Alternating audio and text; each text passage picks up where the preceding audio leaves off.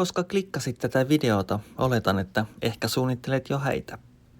Onneksi olkoon siis jo tässä vaiheessa. Tässä ensin muutama asia muistilistalle ja sitten videon lopuksi muutama käytännön vinkkikin.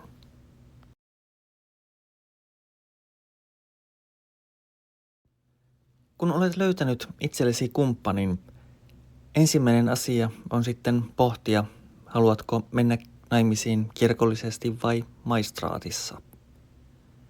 Maistraattihäihin riittää, että avioliiton lailliset puitteet on kunnossa.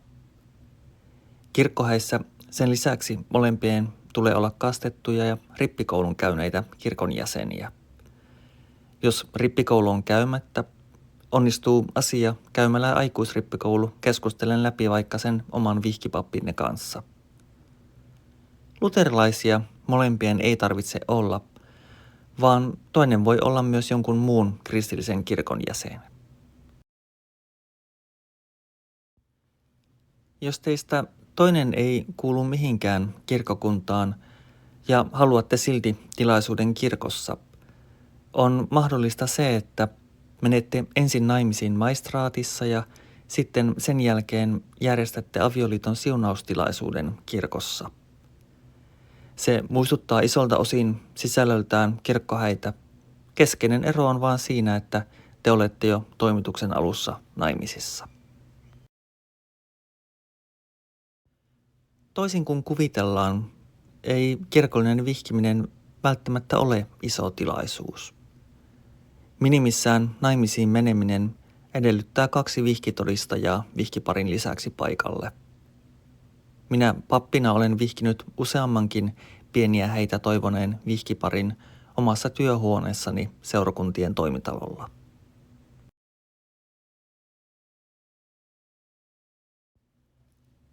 Ennen vihkimistä täytyy pyytää avioliiton esteiden tutkintaa, sillä ilman sitä teitä ei voida vihkiä.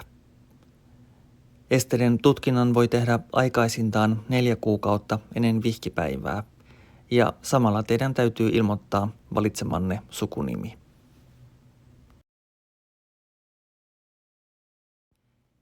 Sitten kun kaikki tämä on kunnossa, voitte varata kirkkoa ja juhlapaikkaa. Usein vihkipappi tulee seurakunnan työvuorolistojen perusteella, mutta halutessanne voitte myös olla suoraan pappeihin yhteydessä ja kysyä vihkimään.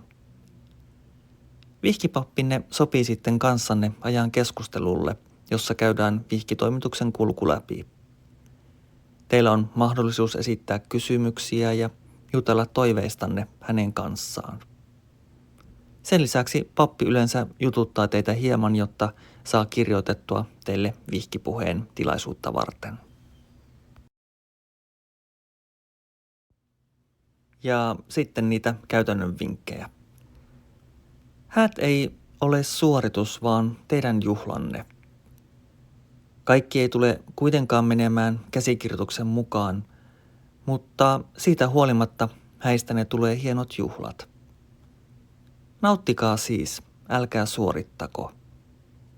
Juhlissa pyytäkää läheisiänne auttamaan, sillä vihkiparin ei ainakaan minun mielestäni tarvitse itse hoitaa kaikkea. Jos jännittää, ja usein häät jännittävät, muista hengittää. Kun nimittäin ihminen jännittää, hengitys muuttuu, ja se taas laittaa helposti huimaamaan. Muista siis hengittää. Jos alttarilla alkaa huimaamaan, niin polvistu alas ja nykäise kumppanisikin polvilleen.